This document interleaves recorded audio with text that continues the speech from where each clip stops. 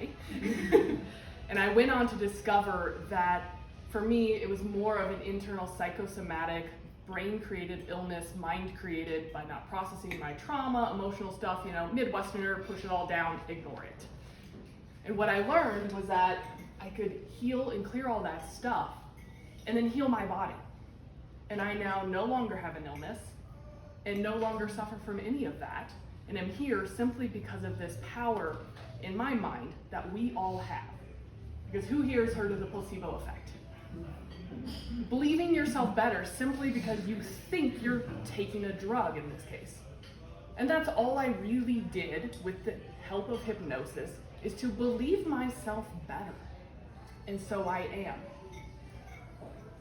So who here thinks they know what one of the most important words in the English language is? And I would love a couple of you just to shout out what you think that word is, a couple of you. My own name. Right? What do you think, Trish? Free? Love. Love? Can. Will. Yes. Yes.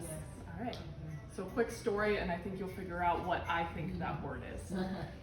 1978, Dr. Ellen Langer, she performed the copy machine study. And the goal of this study was to figure out what phrases would let a researcher cut in line to make copies. Because, 1978, that's what you had to do. So they used 3 different phrases to discover and see what would get the most allowance to cut in line. So the first phrase was, "Excuse me, I have 5 pages, may I use the Xerox machine?" The second one, "Excuse me, I have 5 pages, may I use the Xerox machine because I'm in a rush?" The last one, "Excuse me, I have 5 pages, may I use the Xerox machine because I need to make copies?" Best one in my mind. So what they found was that first one, just the simple request, was 60% of people let them cut in line.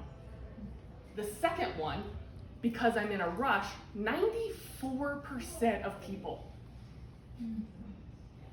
And the last one, the BS one, come on, let's be honest. What do you think that percent was? More than 60? Less. More than 70? Less.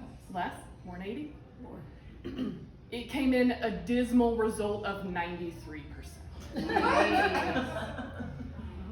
And what they found from that is we just need a reason. It doesn't have to be a good reason. And as my husband will tell you, if I feel crappy, I'm coming home with another blanket. I don't need a good reason. Nori's gonna be happy about it. My husband maybe not so much, but if I walk into Costco and I don't feel great and they got that display of blankets, one of them's coming home, and I can justify that to myself all day long. As I'm sure you don't have to raise your hands, you can justify those not so great choices real easily. So that's what they found out, is we really just need a reason, any reason at all.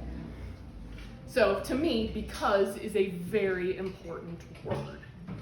And we will circle back to using that a lot later and how you can use this in setting goals and affirmations.